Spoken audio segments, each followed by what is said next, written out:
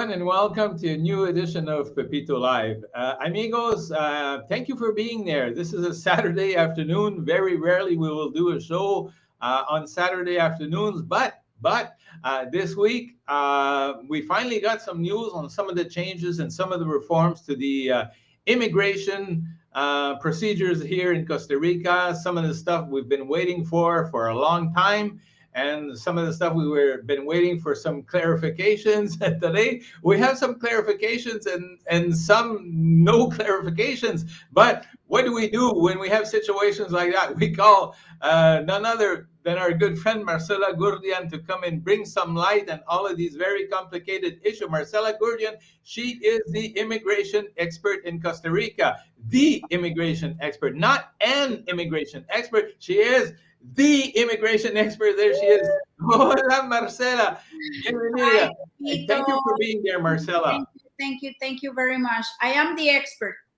Absolutely. Now, Marcela, can you explain just very quickly, because some of this stuff we've been talking about for like 2 years, okay? People have been wondering, where can I bring my car and not pay taxes in Costa Rica? Now, some of that stuff is in place.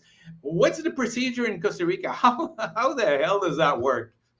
Okay. After the pandemic, the government took the decision to make a new law to attract investors, retirees, and renters to Costa Rica. So they created a new law in June 2021.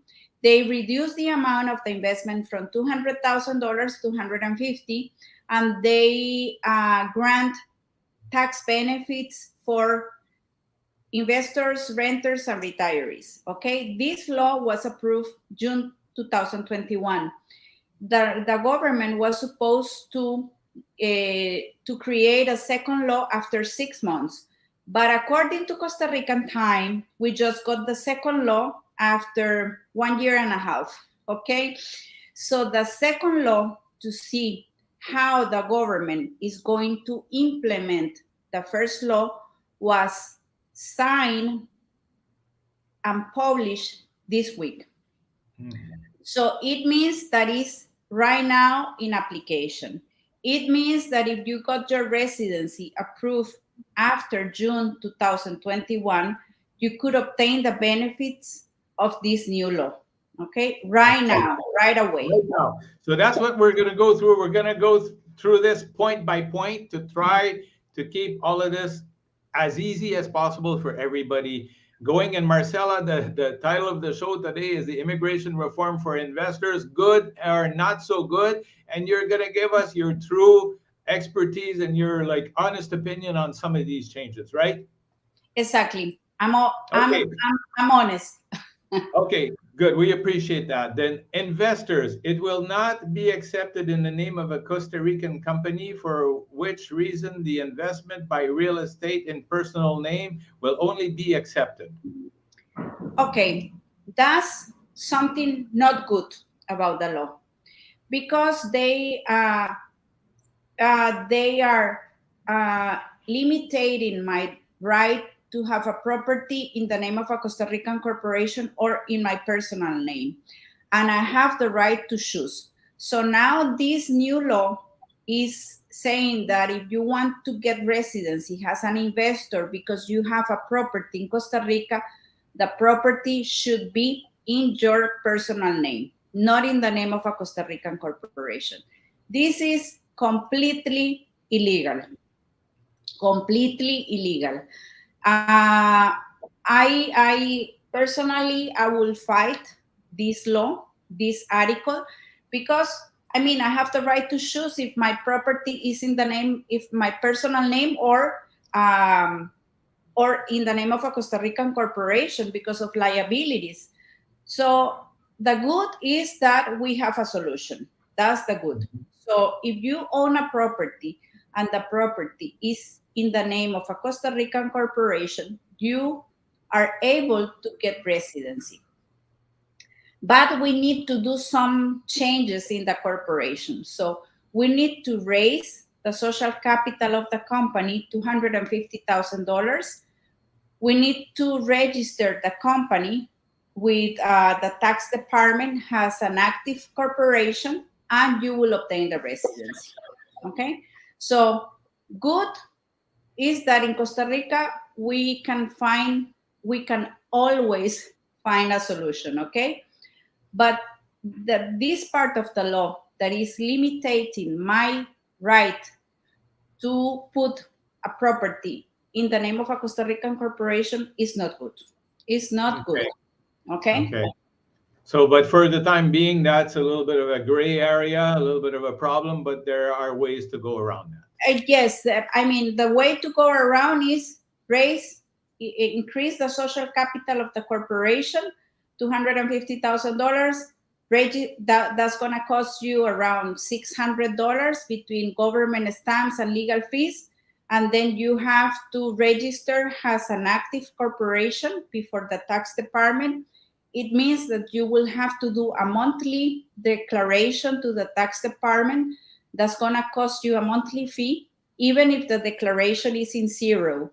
Mm-hmm. So that's going to cost you maybe $500 per year to hire a CPA to do the declaration. So basically, I need to hire an accountant to say I had zero earning and zero expenses this month. Exactly. Because it's mandatory to do the declaration every month. Next point, investment by shares would only be allowed in companies with economic activities in the country, not in inactive companies. So that's linked to what we're talking about right now. Exactly. I mean, you could obtain the residency because you are the owner of shares in a Costa Rican corporation, and the corporation should be active, okay? But this is, I mean, how come you are allowed to get residency only because your company has a social capital of $150,000? Mm-hmm. It's stupid. I mean, so what I would recommend my clients is, if you have a Costa Rican corporation and you own properties, then yes, you cannot apply for residency as an investor. Okay. And I think we just lost Marcela, but we're going to wait a minute here. I think we did lose the contact here, so we're going to give her a minute. I'm just going to remind everybody, amigos, if you haven't had the opportunity to subscribe to Pepito Live on YouTube, please go to the website and do so, and subscribe to our channel. So here she is. She's back. We had a little disconnection here. Sorry. I mean, I was so excited to talk about immigration. Yeah, well, I think Marcela. So the next point was now persons duly authorized by the Direction of Immigration as investors, resident or retirees or rentistas who carry out economic activities in the national territory, they must register basically with Hacienda and also be recognized by the Ministry of Immigration, right? Basically, that's what that says. Only for investors, Pepito. Yeah. Okay.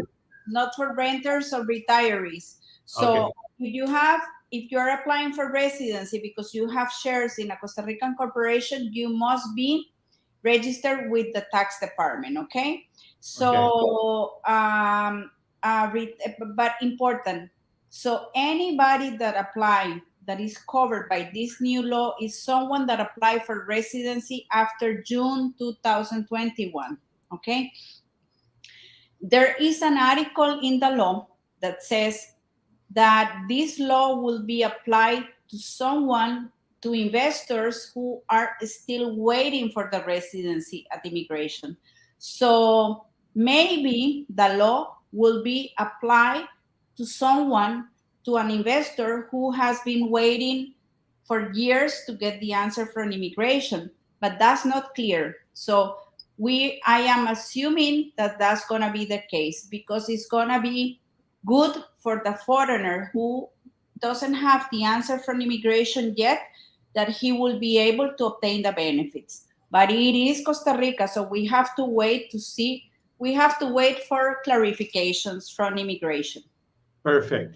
Now, exempt from import taxes only once, okay, after the beneficiaries management is in the Exonet system, that's a computer database from the government, or or government-based internet site of import taxes for household item instruments and material for professional or scientific practice. What are we talking about? Okay, so once you have the residency approved, has investor, has retiree, has a renter, you have to register with Exonet. Exonet is the system to obtain the tax benefits. Okay, so average time to obtain an answer from Exonet will be 2-3 months.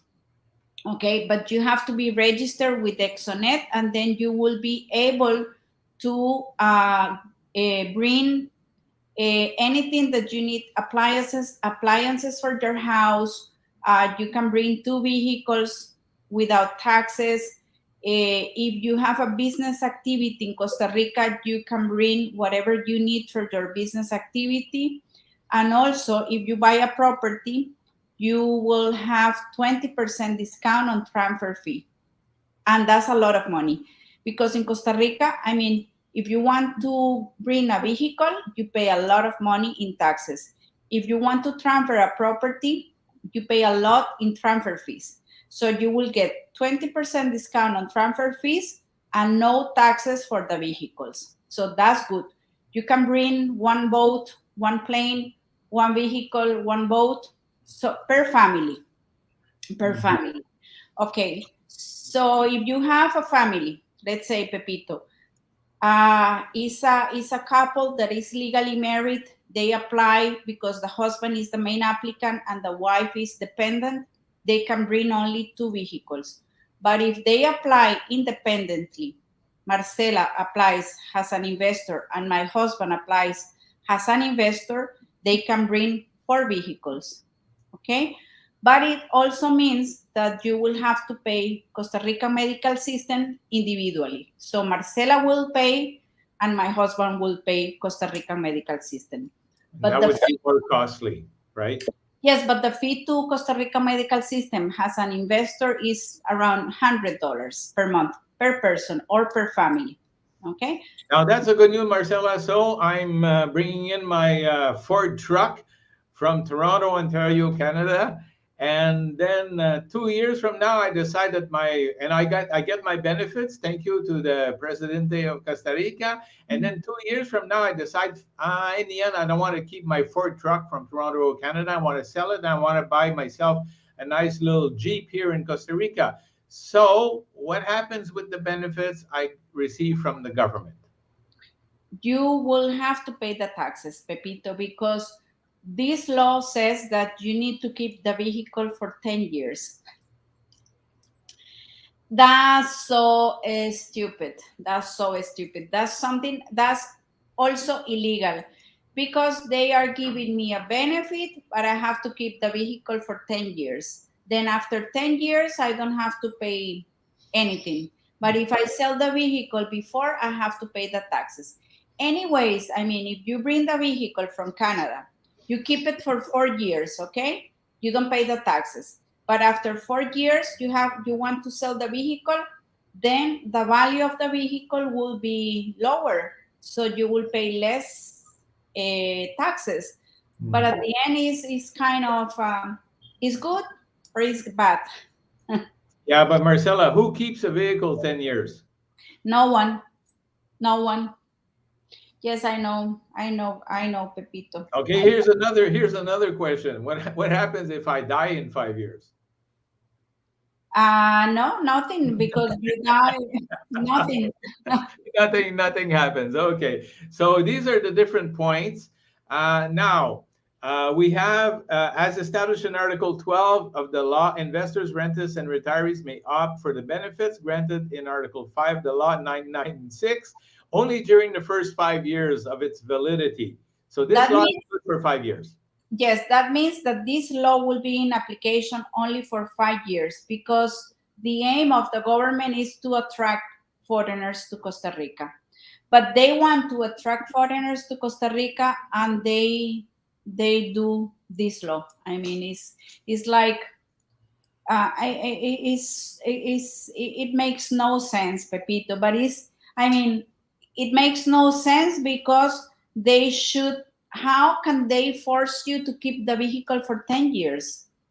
And how they are limiting your right to put the corporate your property in a Costa Rican corporation? It's illegal.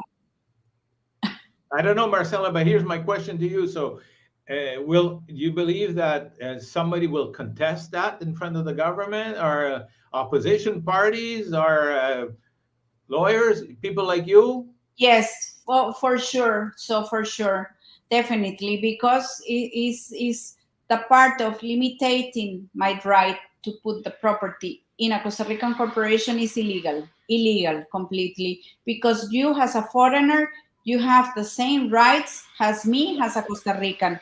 So Mhm. why they are making the difference? I mean, if I have my property in a Costa Rican corporation, why not Pepito could do the same? Yeah, Legal. exactly. It's illegal. Okay. Now, here's the last point here. Before we close, so in the event that the immigration status is canceled, either by the Direction of Immigration, DGME, that's the Immigration Department, he must pay the taxes on the goods on which he received exemptions. Exactly. I mean, if you decide that you don't want to be in Costa Rica anymore, you cancel the residency, or the government cancels the residency because you didn't behave, then Mhm. you have to pay the taxes. Okay. I guess it is, this law is good for appliances for the house, because then, I mean, you can bring anything that you need for the house. And if the, I mean, if the appliance is ruined, you can get a new one, but not for the vehicles, because the vehicles you have to keep them for 10 years. Mhm. Okay. So maybe what I will do, if I got the residency, I will bring one vehicle right now, and in 4 years I will bring another one, not the So two vehicles at the same time. both you and me were talking in a recent day with our friend Pablo Arias, who owns an international relocation partner. So he's an international mover. He knows all about imports and exports in Costa Rica. And he was basically telling me yesterday that these changes to the new law and these benefits, are some of them, like to import things like tax free, is not really worth it unless you bring like a lot of stuff. Exactly. I mean, or someone that wants to keep the vehicle for 10 years, because you know how the roads in Costa Rica are. So they don't care. So they bring the vehicle, they keep it for 10 years. That's okay. Yeah. Because, but in Costa Rica, you pay a lot of taxes, Pepito. So you have to do the calculation if it's good or if it's not good. That's right. But I guess it's good. Okay. So basically, Marcela, that's pretty well it. So you're gonna keep us, posted on how this thing may change or not change or evolve in the next few weeks or months, please. Yes, of course, Pepito. It is difficult for me as a lawyer to understand this law.